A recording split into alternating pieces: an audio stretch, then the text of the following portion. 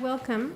I'm Ruth Ben-Ghiat, the chair of the Italian Studies Department, and delighted to welcome you to this evening, the screening of Soltanto, mare. And we have a very nice program for you. We have David Forgacs and Alessandro Triulzi, who will speak about the film, especially after, and have a bit of a discussion.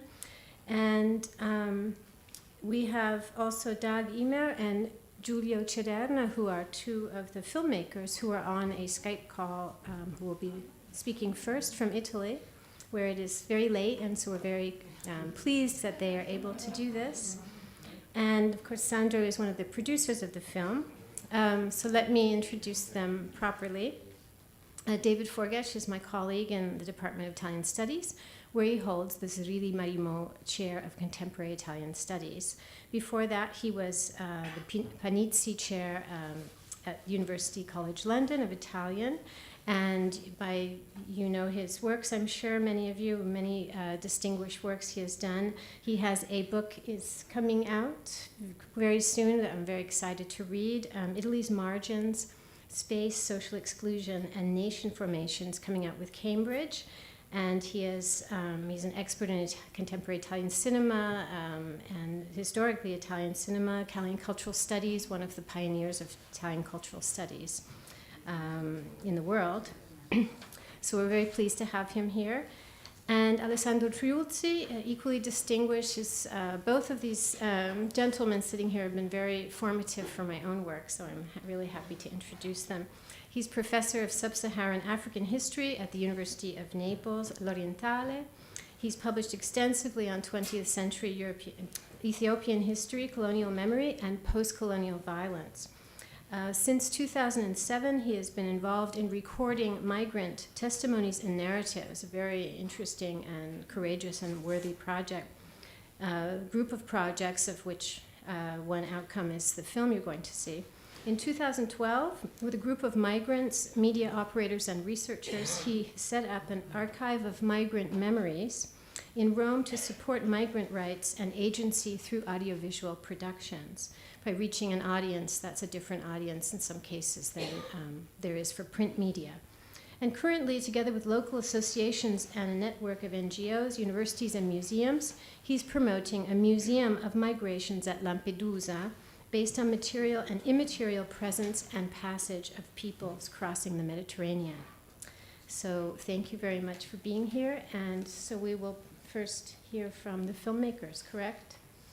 Or would you like to say something about the Lampedusa? Yeah, I think since it is now midnight in Italy, maybe we can ask Dagmawi Yimer, who is the Ethiopian filmmaker, who's here.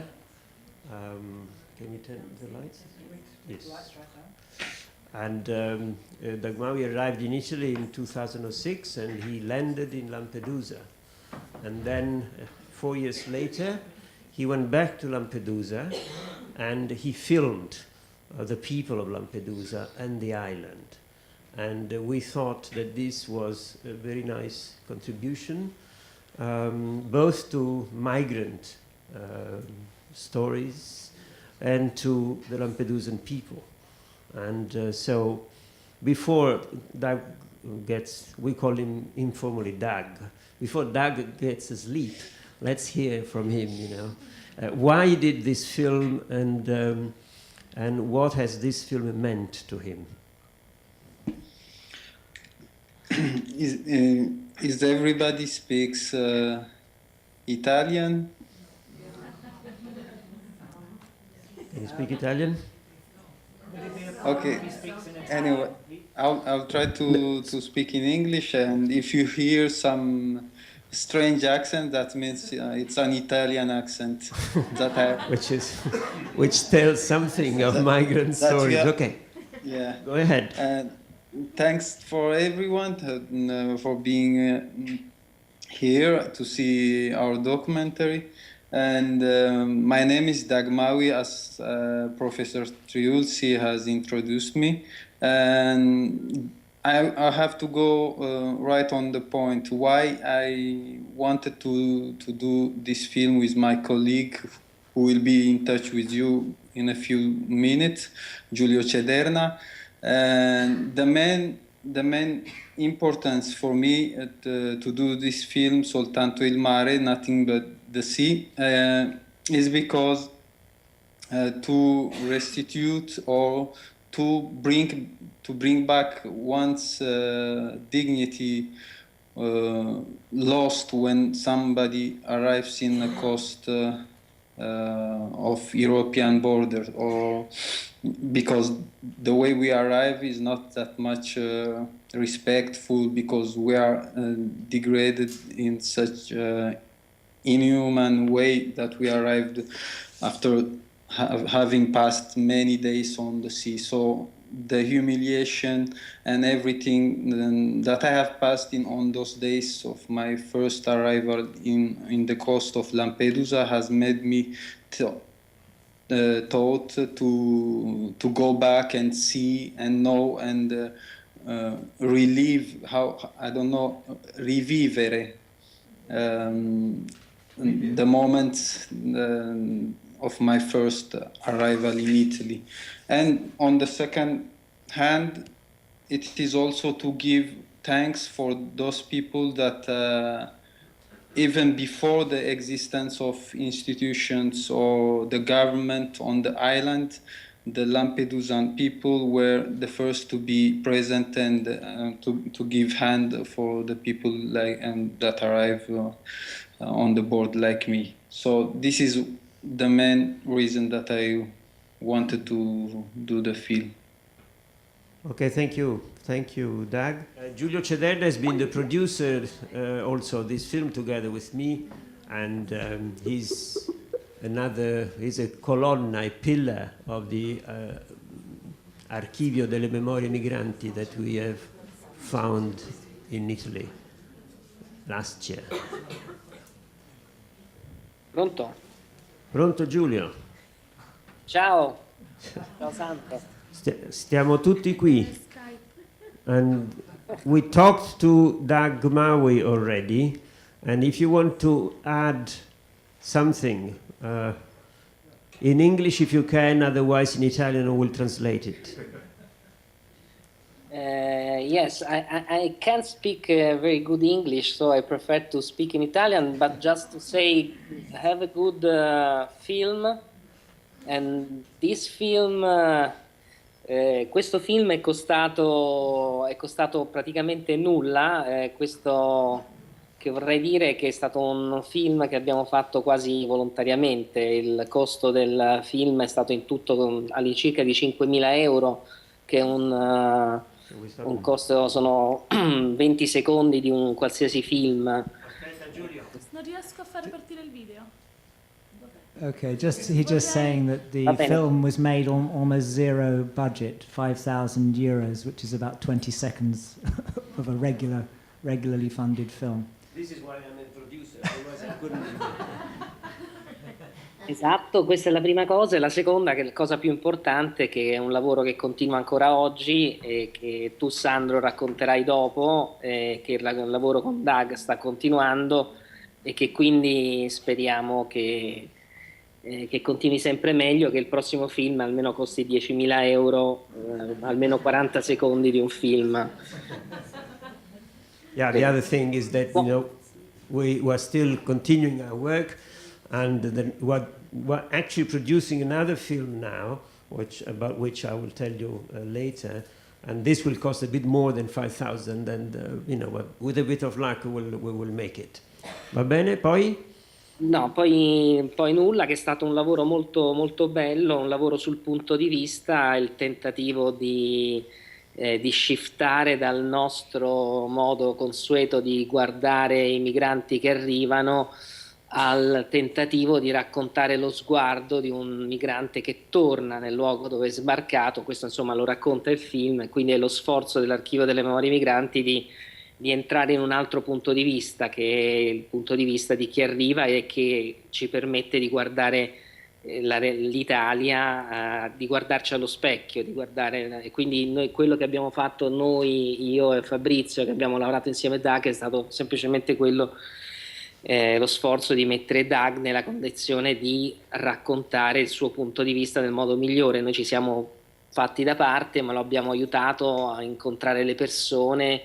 Questa cosa ha creato a volte dei problemi, perché quando abbiamo nella scena finale girato i cineoperatori, gli altri filmmaker che giravano l'arrivo dei barconi, hanno preso Dag per un agente della CIA che stava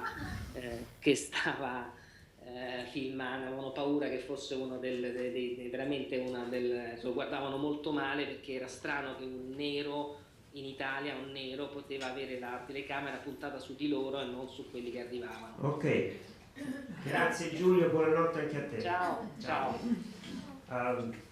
Giulio points out that the whole experiment in making this film, and you will see it, is to present a different point of view on the migrants, and it is to present a migrant point of view on themselves, but also on the people of Lampedusa.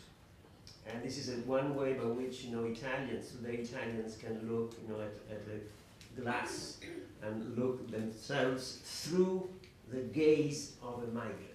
And this is a very important thing. We always sort of look at and represent ourselves, even if we want to do it in a very nice way, but it's always us who's speaking on behalf of, while this film and the archive that I represent here want to have the migrants themselves in the first place. And the other thing is that when at the end of this movie you will see that the movie was shot when there were practically no migrants arriving in the island because of Berlusconi's laws. And I will talk a bit more about that, especially the so-called Pacchetto Sicurezza, the security package of 2008, which made all people who arrived in Italy irregularly as clandestines, and clandestinity is a crime in Italy, still today. So you are a criminal, not because of what you do, but because of what you are. And this is very important for us to understand. So this film, when Dag went back to Lampedusa, there were no people coming, but then the Libyan war started, and of course thousands and thousands of new migrants started again coming to Lampedusa. And then Dag and Giulio went back to Lampedusa, and this time Dag had his camera not on the migrants but on the journalists, and the journalists were, the Italian journalists and the foreign journalists who were there were a bit sort of flabbergasted because of this. Why is he shooting at us? We are supposed to shoot, them and not the contrary. So I mean, this is a bit of what Julius told, but I think films are not to be talked about before but after. So I think it would be nice if we can start, okay?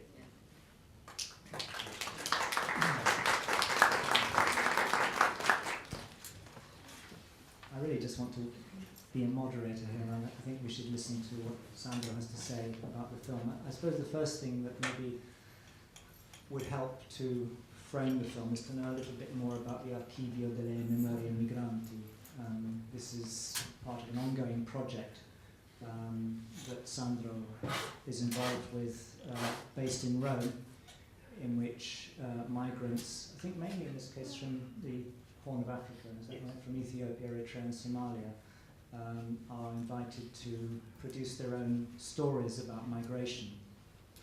And I think what's interesting and what's new about this in the Italian context is that most narratives about migrants have been produced by Italians, so they are talking about their experience as we see it. This is sometimes even done in kind of semi-fictional form, with somebody imagining what the migrant has experienced and writing the story for them. So I think that the new the move that's being made is to try and involve migrants themselves as creators of their own narratives and let them control the way the narrative is produced. So could you say a little bit about the Archivio and how this film fits into that bigger project? Yes, the Archivio has been founded as an association just last year, but we've been collecting this type of narratives for about 6-7 years. We used to do it at an Italian school for migrants, and the idea was to rather than use textbooks and grammar, we used their own stories, and we picked up terms in their own language, and we tried to explain them in the different contexts. And we thought that one way of making them feel at home, if they can ever do that, was by sort of going back to their own place of origin, the homes they left, and share with us and with their own friends they had traveled with the stories of loss, which is, the story of every migrant, and also the ability to express, their not only their anxieties and sorrows and pain, but also their wishes, their desires, their hopes. And so the Italian school was not a place really to teach language, but to make them feel at home. It was starting, from rather late in the morning, because many of them were coming from all over the place in Rome, and it took them quite, in the African way, it took them often from 2 hours to 3 hours to just to reach the school, because many of them were staying in centers outside. And then we would have 1 hour of welcoming them with tea and coffee and but also play and playing with their bodies and just things that would sort of make them sort of relax before the actual sort of teaching took place. And when it came to the teaching, these people didn't know any word of Italian, so we would ask them to say a story, and we would try to understand, from the little Italian, what were key concepts like family, mother, father, food, love, loss, and discuss, about these terms and connect these terms with their own stories. And this, we thought, was one way of sharing things. And we learned so much from these stories that we started producing little booklets, and then we started thinking, well, why don't we do some films like the one you see? And the idea was always to have them to express what they felt as human beings who had traveled a long way, had landed in Italy, but often Italy was not the ultimate place they wanted to reach. They stayed few months, some years, and then they would leave. And we would and we thought that it was so important to learn from their stories what was and is the condition of the people who leave their homes. And we thought that the archive, for us, was a way to trace these stories, to record them, so that, maybe in 50 years, people could go back to these stories and find themselves back, with their roots and their sense of belonging, in an Italy that is changing, as you probably know. I mean, initially today there are about 5 million non-Italians who live in Italy. Of these 5 million, only about 250,000 have Italian citizenship, which is, you know, a big thing for us. So these stories and these narratives, they question us as Italians and our sense of, you know, belonging. And we thought that by showing stories, you know, sort of moving stories like these ones, we could communicate to other people around us what was the basic human conditions of the many Italians who left 50 years ago or 70 years ago and left to come to this country or to Australia or to Canada. And very rarely in Italy, I mean, there is, you know, this association, I mean, this joining, this merging of emigration with immigration.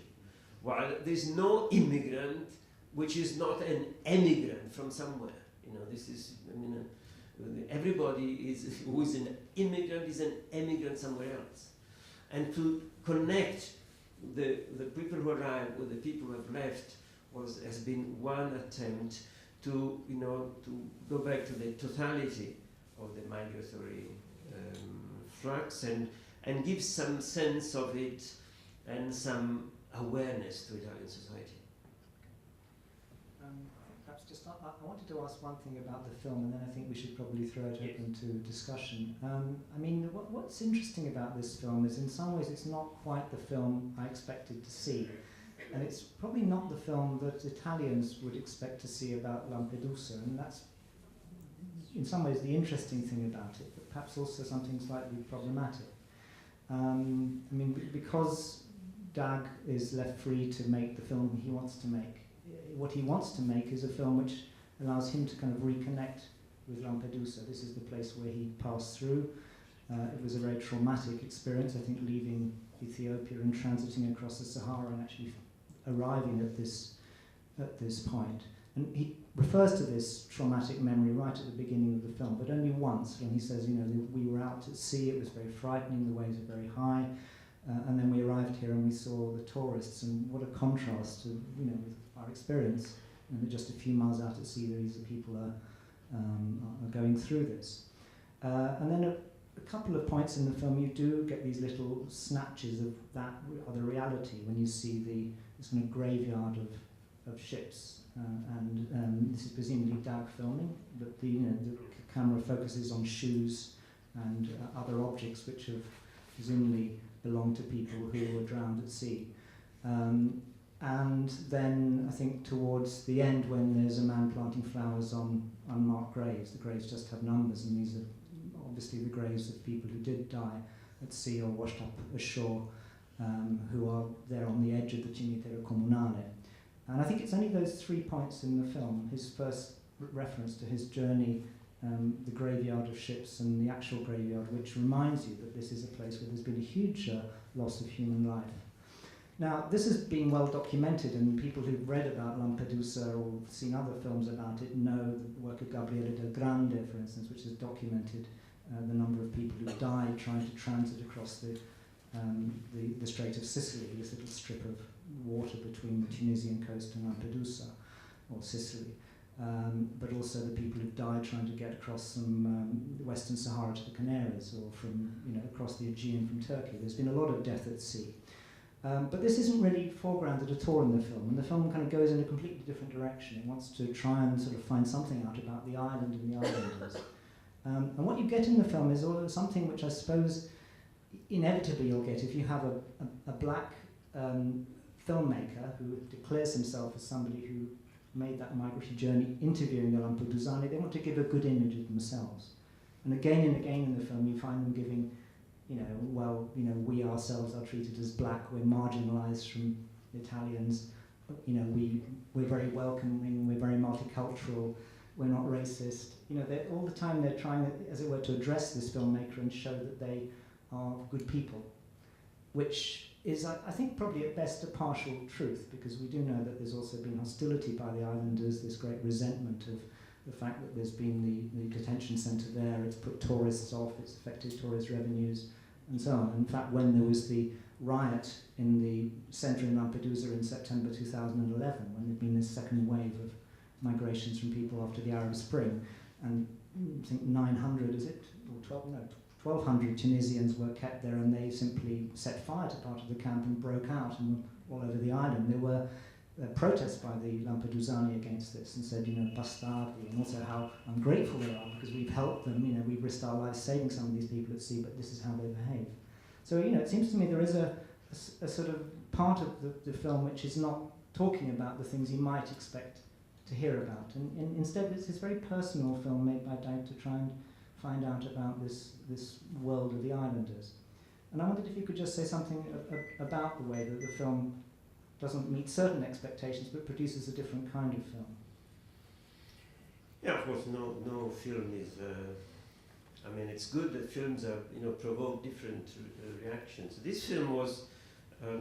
Dag always refers to this film as one way by which he gives back to Lampedusans sort of... he has incurred in a debt with the Lampedusans the day he arrived in Lampedusa, and the film has been one way of him to give them back something. So there is a certain amount of Lampedusans as being good people,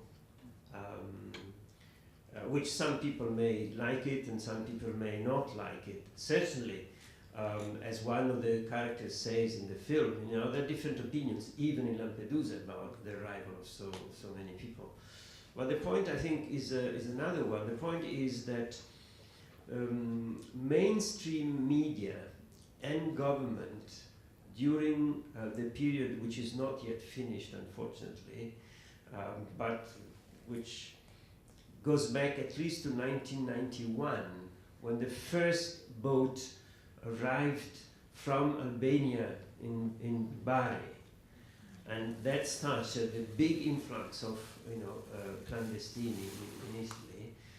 Now, throughout all this period, mainstream media and government has projected an idea of migrants as basically barbarians, foreigners who were invading Italy. And Lampedusa has been the place that was meant to signify, to symbolize this invasion. Now, in Lampedusa, there are between 4,000 and 5,000 people live there. When you, as a government, allow up to 15,000 people to live in that same place, close by to the other 5,000, you're going to run into trouble. Because the center could only hold 1,000 or 1,200 people, and they had 15,000 people. And we were always telling the government, this is wrong. You are doing that because you are creating the explosion, and the explosion arrived.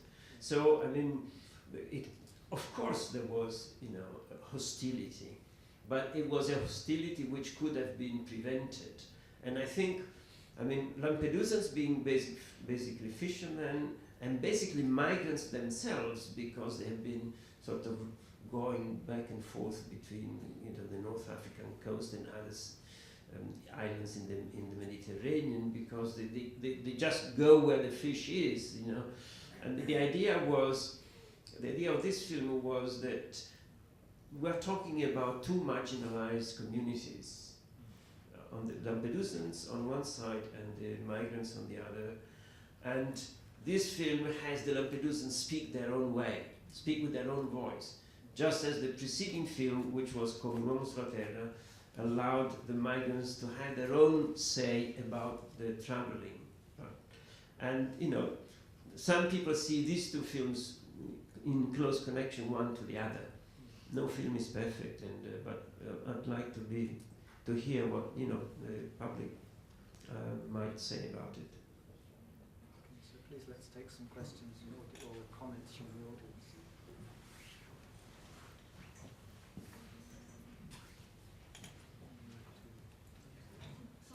What was the mechanism for the transfers that was not really mentioned how does that happen? I mean, these people arrive, what was the mechanism for the transfers on, when they leave the island? How do they leave? Do you mean how do they move to other Yes. camps, or how do they? How do they move on when, if and when they're able to leave Lampedusa? No, I mean, the people arrive in Lampedusa, most of them are rescued in the open sea and are taken to the island. Then, in the island, there's been a center, which was a temporary center, by which people would be identified and sent them back, sent them to other places, to Sicily or other places in Italy. It was in a very temporary permanence there. In 2008, the government decided that that center would become a CIE center, which means a center for identification and expulsion, which meant that was to be a big prison out of which people were going to be sent back to their own countries. That was created a problem. And the government kept accumulating these people inside these centers, hoping to be able to send them back to the country until there was a big explosion, hostilities, and then they were moved in a rush away from the island.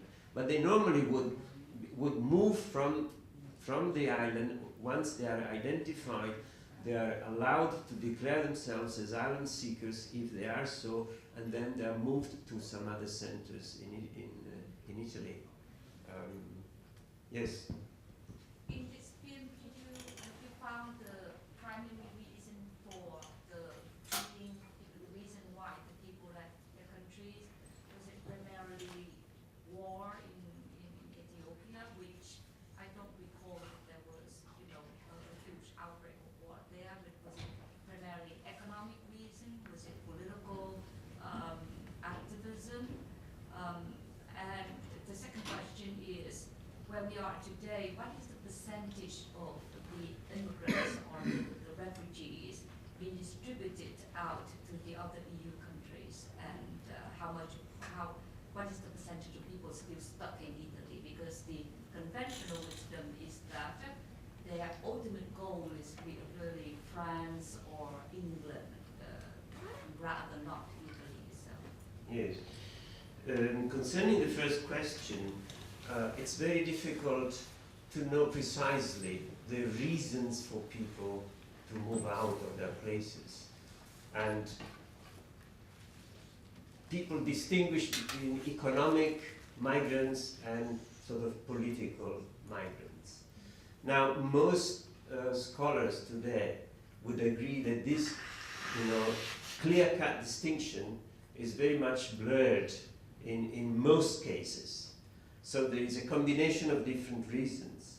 And the problem is that the system of asylum throughout Europe derives from a convention which was set up after the war and which reflected, the sort of consensus which was reached after the war, and that was that anybody can be given asylum or must be given asylum if one is persecuted individually by reason of creed, of race, or various other things, but it must be individually persecuted and so on. And this has restricted the number of people who get formally the status of refugees throughout Europe. In Italy, the percentage of refugees is minimal. It's about, I can't remember now, but it's 4 or 5%. But almost 50% of these people are given what is called a temporary humanitarian permission to stay in Italy, which has to be renewed after 1 year or 2 years or 3 years. So technically they're not really refugees, but they're staying in Italy for temporary humanitarian reasons, hoping that the reasons by which they were forced to come out may change. Of course, many of these people come from Ethiopia, Somalia, Eritrea, or Sudan. And these parts of the world have been in constant, sort of turmoil, in the past 30 years or so. I mean, the Horn of Africa has been, and it's still people from Eritrea or Somalia are the number one refugees in Italy today. Because, I mean, Somalia has no government since 1991, and Eritrea has a very poor standard of democratic, rights being recognized, and people are just fleeing from that country. Now, going to the second question that is even non-existent. I mean, it's not even a number of tens of thousands, but just in the thousands are the people who have been relocated to other European countries. And that was one of the reasons why the Italian government was so angry at Europe, saying, we cannot hold, because at some point we had 30,000 migrants coming all the way, I mean, during especially the spring of 2012-11. And they said, why doesn't Europe take some of them? But no European country wants to do it. No European country wants to do it. It is a problem everywhere, and this hostility that the Lampedusans are supposed to have about the migrants is really pervasive in Europe. And I mean, this is a real problem throughout Europe. So, I mean, this is not just an Italian problem or a Lampedusan problem, but it is a European problem. And if I may say so, it is even an American problem. Yes. Because there are 11 million non-Americans who are clandestinely living in this country, and this is a very huge problem in this country. So this is, part of today's contemporary sort of problems that are being reflected in this small island. Can I just add one thing to that comment, which is I think it's important to remember that the sort of symbolic presence, the symbolic image of Lampedusa, or indeed of Italy's coastline, because Italy has a lot more coastal border than it has land border, has become enormously exaggerated, I think, through the media and through sort of collective perception. I mean, the numbers of people who've arrived by sea in the last 20 years haven't been that great as a proportion of the total number of immigrants. Even if you take undocumented migrants, I think the Italian Ministry of the Interior in 2006 estimated that only 10% of undocumented migrants in Italy had come through sea routes. 20% had arrived either at airports or evaded controls at airports or at ports or through land borders. And the remaining 70% of undocumented migrants were what they call overstayers. That's people who come in on a tourist visa and then they disappear into the submerged economy. We're talking about 10% of the total number of migrants inflated in people's imagination into this invasion, as Sandra said, this kind of flood of people coming. Now, there have been moments when there has been a large number, as in the Arab Spring, but of course it then dies down again. So I think part of the difficulty is this mismatch between the symbolic perception and the real numbers, which are really not that great. Is there anybody who wanted to ask another question, or particularly on the film itself? Or yeah. I wondered, from the cinematography point of view, the lone person that was walking in the very beginning, and throughout the film, we see this man walking across the terrain. Is there a manifestation, or is there a reason for that? Is there some symbolic? Is it the migratory experience? No, it is left to the viewer's sort of perception of what they feel. I mean, because this is,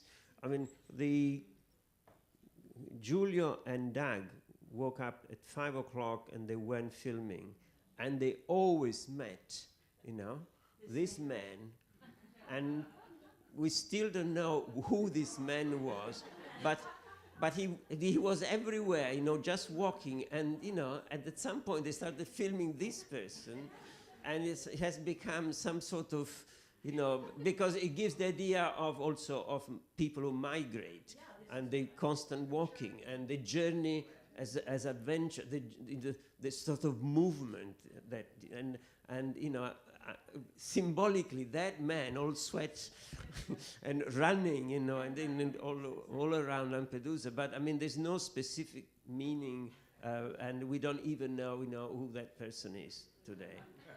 Which adds more to the point. Yes, yes, yes. What you're saying. But let me, before we finish, let me add something. I mean, the new mayor of Lampedusa is a young woman of Legambiente. How would you explain that? It's the environmental, the green movement. And she's been very active. And in November, she's written a public appeal the day that she received, she says, 21 bodies of people who drowned, a few days since she was elected. And she said, we had to ask other mayors in the province to give a dignified burial to these people. But the question I want to ask is, how big must my island's cemetery be? And she made this public, and I think it's worth adding to that, I mean, the mayor that you see in the film, the Sindaco, which, because this was shot in 2010, was of the Lega Nord. It's an extraordinary thing. This mayor of Lampedusa was from the party of, northern secessionism, and the Vice Sindaco. And the Vice Sindaco was from there, yes. Right, just to show that they're not all brava gente. No, of course. And the dump that you have seen with all the boats, there have been fires in the dump, and we have been set up an association together with the authorities to try to retrieve from the dump whatever can be of use for a museum of Lampedusa that we are hoping to create there. And in the dump have been found an enormous amount of interesting things, among which, diaries, letters, photos, documents. And part of my presence here is to try to contact people who might be interested in helping in this, and to set up this museum.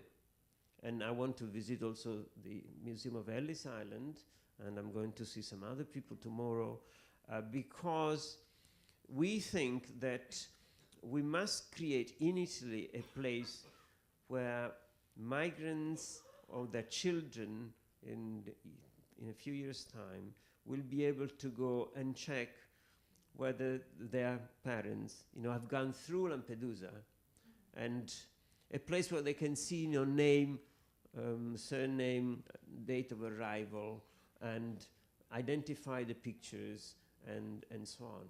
And some of these documents we are finding are of incredible importance, and we think that, again, to throw all of this into the dump is also one way of seeing how, until now, these sort of people have been considered, people to be, just put, into the dump, they and their belongings, while we think that this is precious, source material for us to think about, think more seriously about which is a global phenomenon in the world today, and possibly to create, a museum where people can go back in 50 years' time and see their names or the pictures.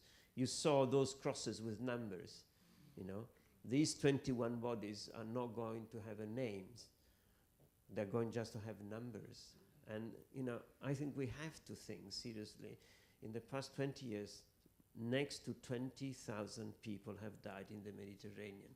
The Mediterranean has been a mass graveyard. Fishermen do not like to throw their nets into the water because they are afraid that, something else besides fishes are coming to the surface. This is the situation we have to do something about. Yes, I'd like to thank Sandro for having brought this film to us and having also allowed us to have a discussion around these wider issues. And I think we should also thank Dagmawi Yimer and Giulio Cederna, who I hope have gone to bed by now, for being around at midnight their time to present the film to us. So, David, thank you very much. Thank you to you for coming here. Thank you.